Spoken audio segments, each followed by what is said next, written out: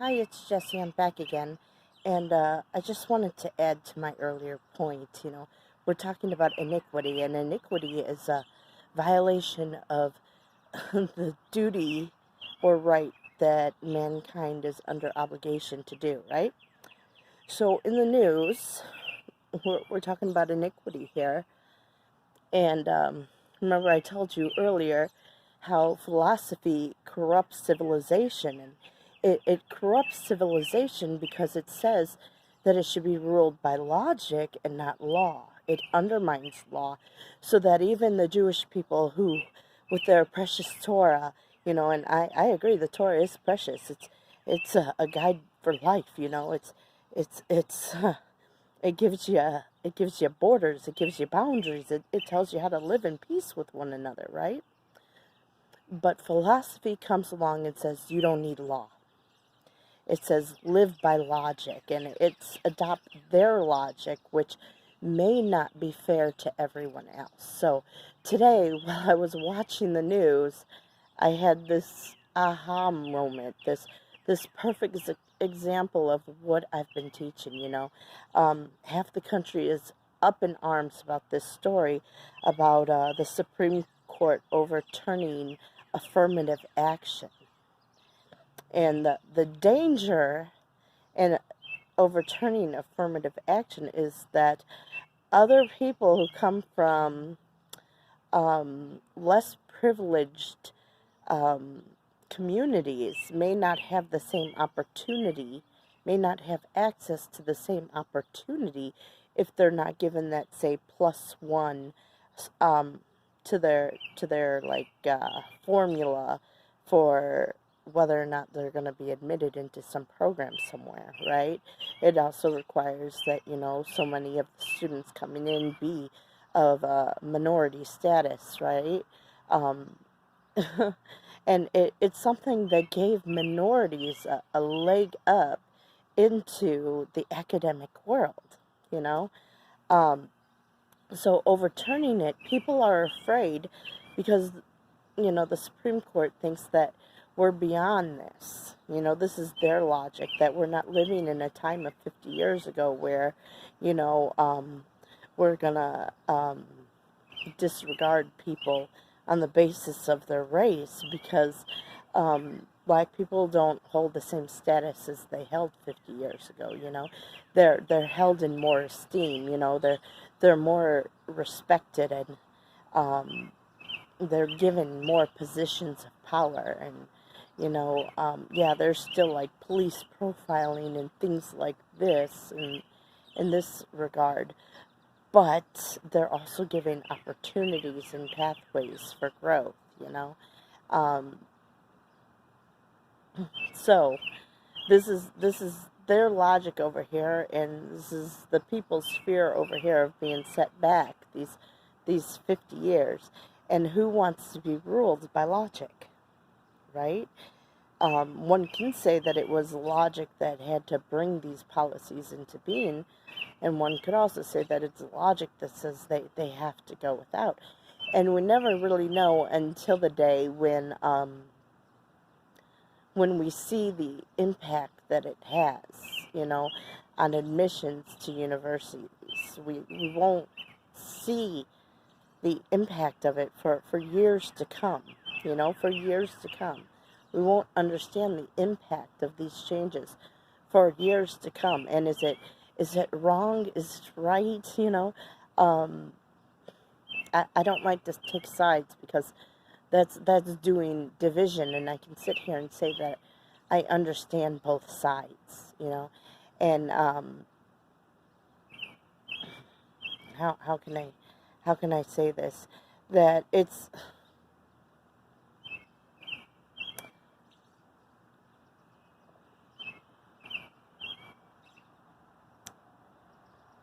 um in today's day and age, we're like in this different world, right? We're a very different world from where we were 50 years ago. 50 years ago, education was not as high in demand as like trade schools. My father, he only had a sixth grade education, and he was a machinist, which by today's standards would have been mechanical engineer.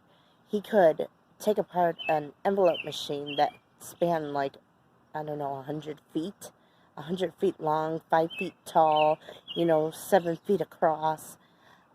He could take apart this machine and put it back together with no blueprint whatsoever. You know, he knew the way that things worked together. He knew what different parts did. He knew where they fit, because this was his job. This is what he was trained to do. This is what he apprenticed to do, I guess you could say, before he did it. And he didn't have a college degree. He had a 6th grade education. In today's world, mechanical engineering requires, a college degree, unless, of course, you have experience. I have a 21-year-old kid who works in radiopharmaceuticals, and he has the job of someone who would have a college degree has, and he has no more than a high school diploma, because he worked his way up. So when I'm saying that we're getting all scared by these logical arguments, we're being ruled by logic when we need to be ruled by our convictions, and understand that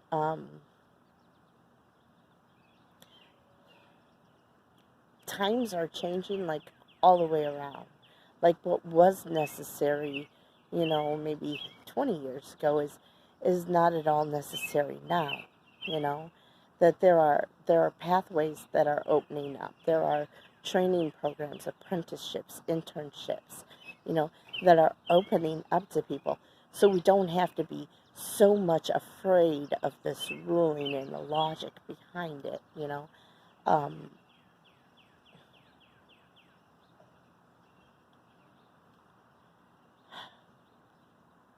I should have set forth my intention when I started making this video, to say that it doesn't matter which way they go.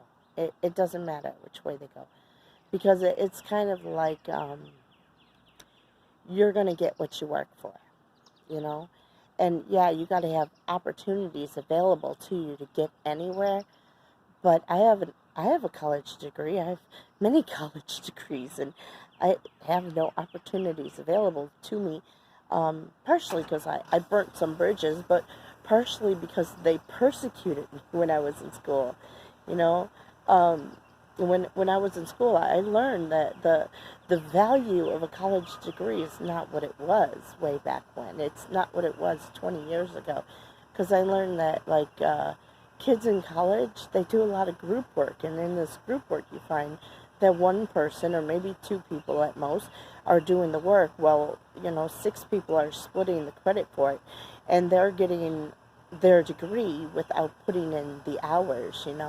I can't tell you how many times people have asked me to write their papers for them. They offer to pay me money, and even though I was struggling financially, I still wouldn't accept. I wouldn't do that, because I know enough about the law to know that if I did something like that, I would fail in my future if I got caught, because these people, they don't have intelligence. They can't even write on a high school level, and they're in grad school, and when they come to you and they ask you to write their papers, you're like, no, you're going to get caught.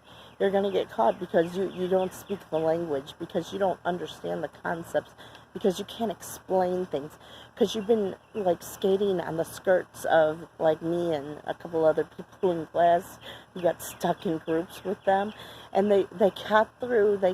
They got these high-level positions as head of agencies with their master's degrees that they did not earn.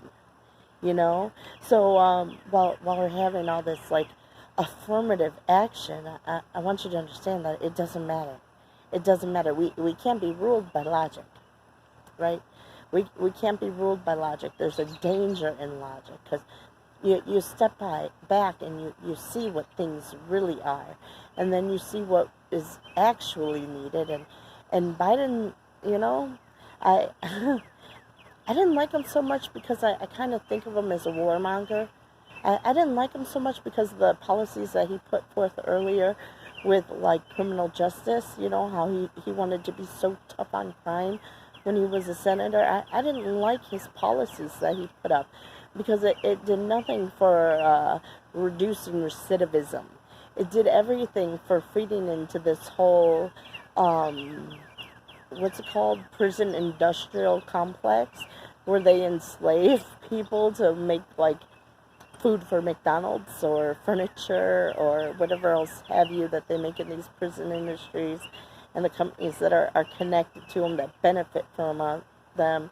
You know, when you get tough on crime, but it benefits something like a prison industrial complex. It benefits slavery. It benefits big business, and the world doesn't understand it. Then you understand why I didn't like Biden. Because the issue is so much more than being tough on crime or soft on crime. You're feeding into a system, and you're entrapping people by pretending to be tough on crime, when really all you're doing is enslaving more people, and it's a problem to me, you know. And that's why I didn't like Biden before, but now I see that his age has changed him a bit, and I understand his Bidenomics. I kind of favor his Bidenomics, you know. I kind of understand where he went with, you know, his son. You know, I kind of understand that, yeah, we all have some people in our life that we love that we're not going to attack because we support. That we're in a position where we really can't defend them, because if we do, then we face utter scrutiny. I have much respect for the man. You understand? Part of me wonders, you know, they had this thing. I'm sitting here with my dad. Do you know my son, my 21-year-old son, do you know how much I had to light a fire under his butt to do things? I drove him to work every day, 8 o'clock at night, 4 o'clock in the morning, 8 o'clock at night, 3 o'clock in the morning, 8 o'clock at night, 3 o'clock in the morning. Get up at 3 o'clock in the morning, take him to work, pick him up at noon. All these crazy hours that had me up in the middle of the night because this boy wouldn't drive, you know? And you sit on him and you tell him, look, I can't do this anymore. When his schedule changed to 1:30 in the morning, to be at work to leave here at 1:30 in the morning, no, I can't do it, because I don't even get to sleep until 11. And if you only give me 2 hours of sleep and expect me to be able to drive you to and from work, come back home, go to sleep for an hour, then get my other 3 kids up and ready for school, make them breakfast, get them out the door, and then come back to your job and pick you up, I still have laundry to do. I still have housework to do. I still have errands to run. You know, I cannot do it. I'm physically incapable. So, yeah, I had to sit on my son to make sure that he got his business taken care of, too.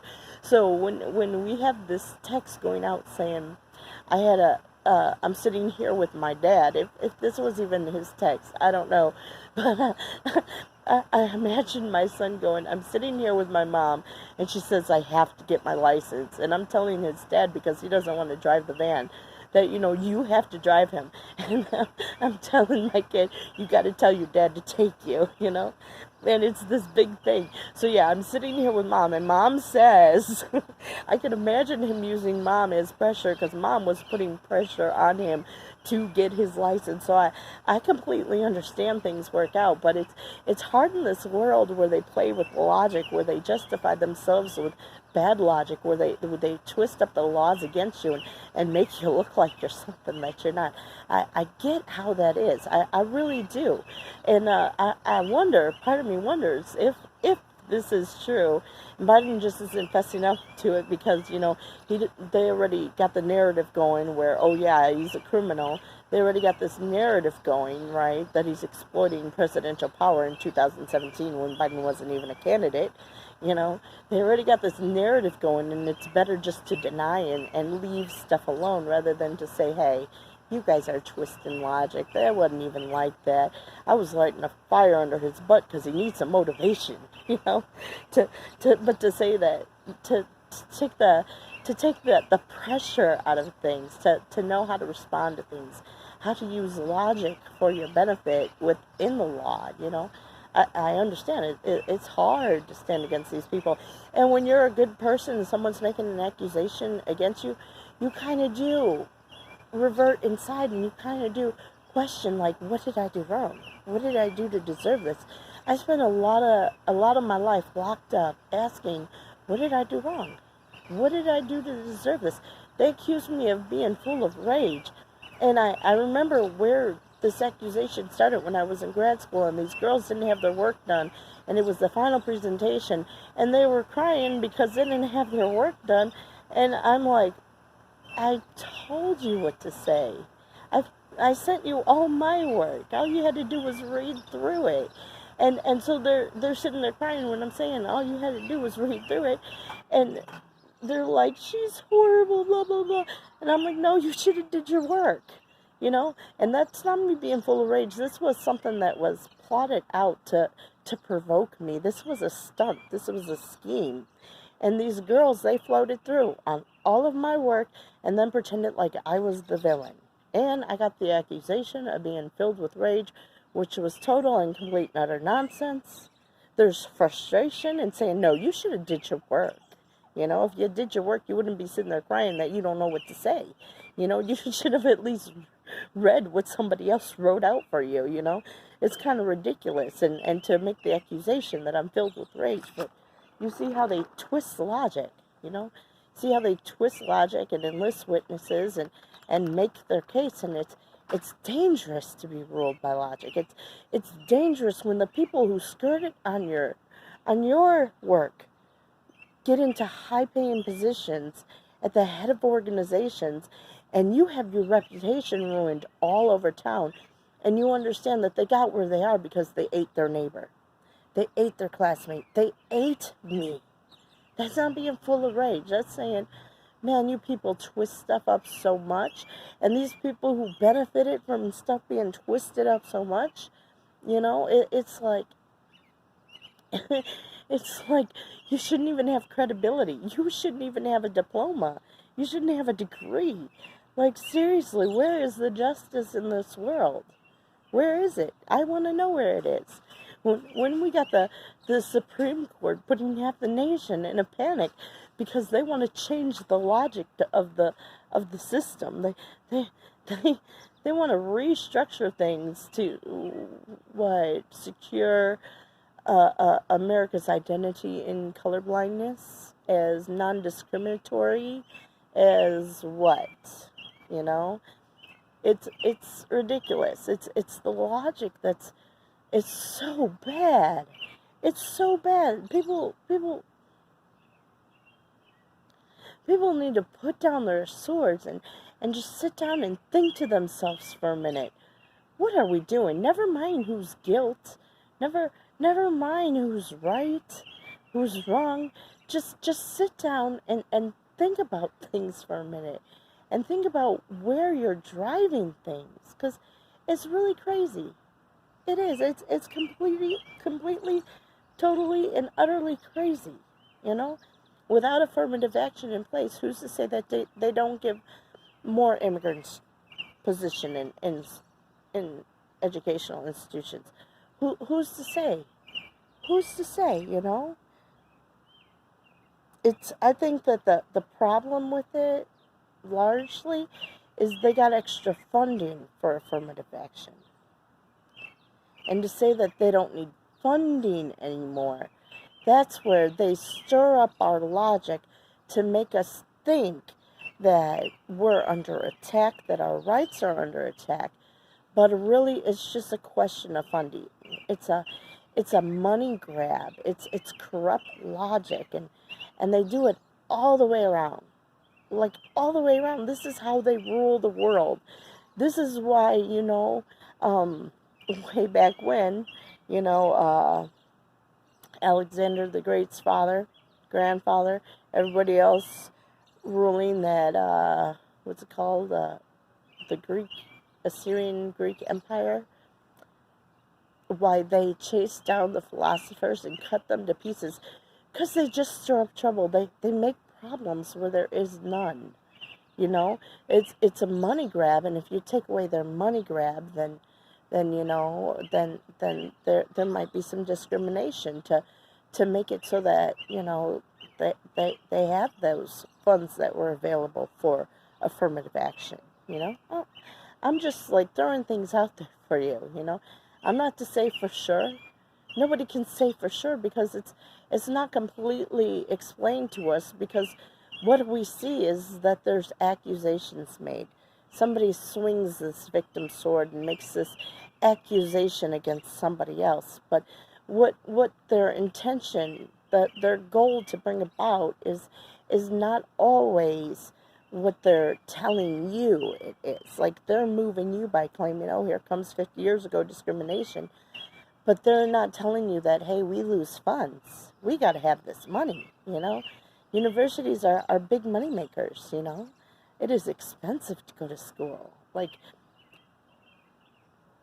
I got a master's degree and a half, and I'm in debt like $135,000 that I'll never be able to pay because I can't work, because they ruined my reputation all over the place, went around and told people lies about me, slandered my character, even said I was full of rage because I told somebody they should have did their work.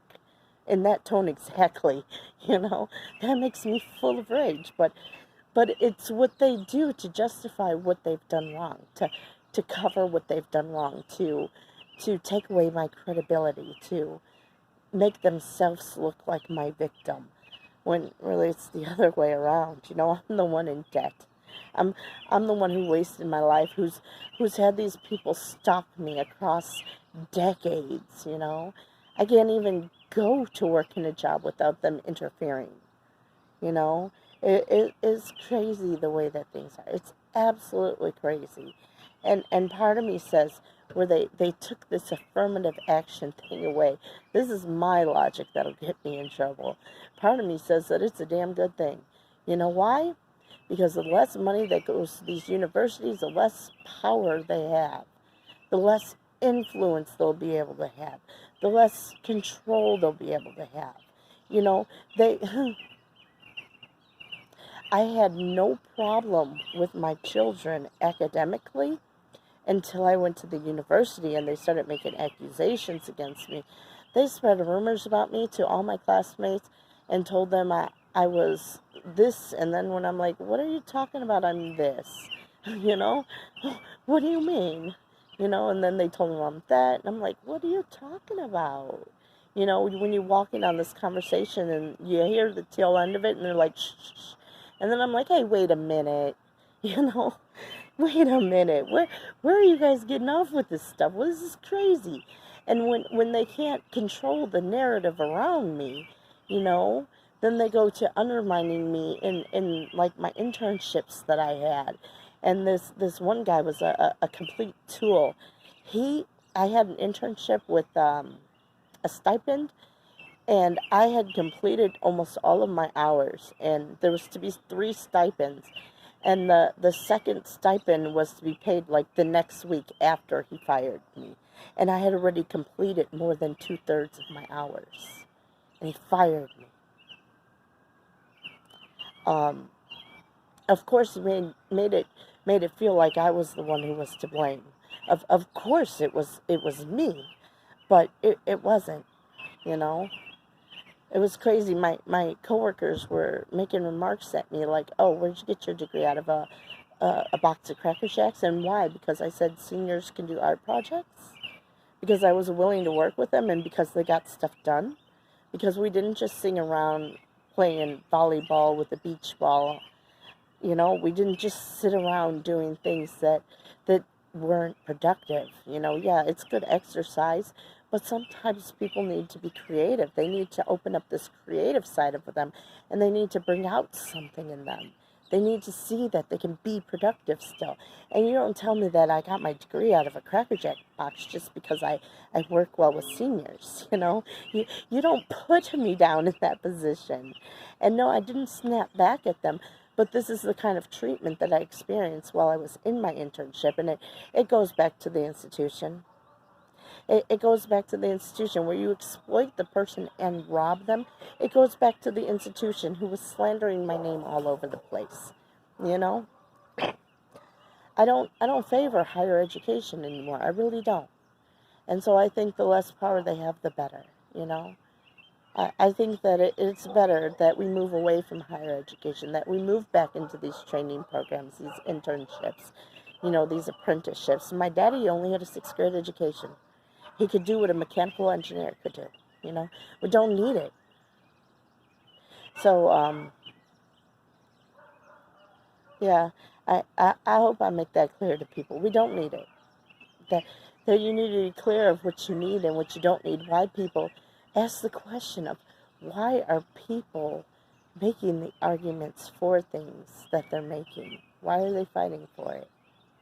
You know, what did they benefit from affirmative action personally? What did they benefit from it? You know, was there an economic impact for them? You know, I'm just saying. I'm just saying. And that's all that I'm going to say. Um, I know I got a lot on my mind, and I kind of spew it all out here because, you know, it's one thing to be ruled by logic and it undermining the law, you know. It's another thing to be ruled by twisted logic and corrupting civilization, not just undermining the law, but corrupting civilization so people aren't doing what's right, they're doing what you say. Because you have a position of power and privilege, because you're the expert. But that's not fair because I don't think that I deserved to die the way that I did. I, I don't think that I deserved what happened to me. Oh, by the way, when that guy fired me, we had field classes, right? And my classmate in my field class, they wouldn't dare put him on their schemes because his father was the provost of the university that I went to. And so all he had to say, because without an internship, I would have been kicked out of the program. All he had to say was anything condemning of me. And he listened to me and my struggles every week and and what I was trying to do. And he goes, that guy was just a tool. And then he goes to the teacher, and what can we do so that she can finish these hours?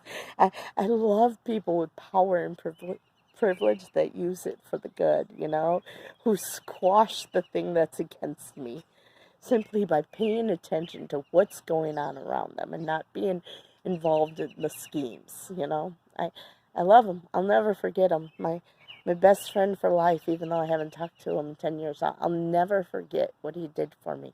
Because when the whole world was against me, my whole university and my internship people, when they were all provoking the hell out of me, he sat up and went, that guy's a tool. I love him. I love him. What can I say? You got to be careful of how you're ruled, who you trust, who you turn to, who you're getting your information from. You know, maybe God is giving you a blessing there to say that, you know, you don't need these people's approval because, you know, I don't need their approval anymore. I don't. I don't. I'm not petty or vindictive, you know. They tell me that if I talk about what happened to me, then I'm being vengeful. You know, they say it's revenge, but it's not revenge. It's the sum of my experiences that make me who I am, and lead my opinion to where it is. And if you don't understand where I've been, you'll think I'm crazy sitting here talking to you. But if you understand, when I was in grad school, they provoked the hell out of me with some nonsense, always talking down to me about where did I get my degree, out of a Cracker Jack box, and pouring out crocodile tears after you didn't do your work and pretending like I'm a monster because I'm holding you to a standard and saying, no, you should have did your work.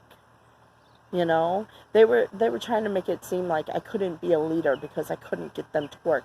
But the thing is that the teacher brought them out in the hallway and had this little conference with these three girls before our scheduled presentation. And so, you know, they had everything plotted out and marked. They came back in with nodding at each other going, okay, okay, okay. And then when it's time for the presentation, one girl just starts crying and then going, I couldn't work with her. Are you kidding me? I spoon-fed you the whole way long. If you read my previous papers on my experience with group work, I didn't even say anything bad about you. I said, like, people worked to their strengths and made contributions where they could, and everyone contributed in some way. I didn't even say these lazy girls didn't do anything at all. I said they made contributions where they could. It was very minuscule where they made contributions. So you can't even say that you can't work for me, because even when you didn't do your work in the past, I covered for you. You know, it's crazy. It's crazy what they put me through, you know? And then to come out and say, you're not deserving of life. And then to further add insult to injury, to attack me with the authorities around me, to go into my kids' school because I said, if I was this person, I wouldn't have good kids, you know? So to go in my kids' school and get them moving, you know, it's crazy, the stuff that happened to me, you know? You don't need it. You don't need it. You're better off in life without it. And the most important thing I learned by getting my degrees is that I didn't need them in the first place. They're not what qualified me for life, you know? They kind of disqualified themselves for life, kind of made me the champion for anything that defunds them, you know? Because their logic is bad. It's corrupt. You can't live without law. You can't make the law as what you say. You can't gaslight people. You can't hedge people in with the people around them, because this is what the Nazis did. These are Nazi tactics. You understand? These are the tactics of every evil dictator that came before. So don't think yourself as clever. You're not clever. You're evil. You know, there's a difference. There's a difference. I could see it. I'm not crushed by it because I know what you are. You're not ruled by law. You're ruled by your own logic. And you're trying to rule as a king with an edict and saying what should be and what shouldn't be.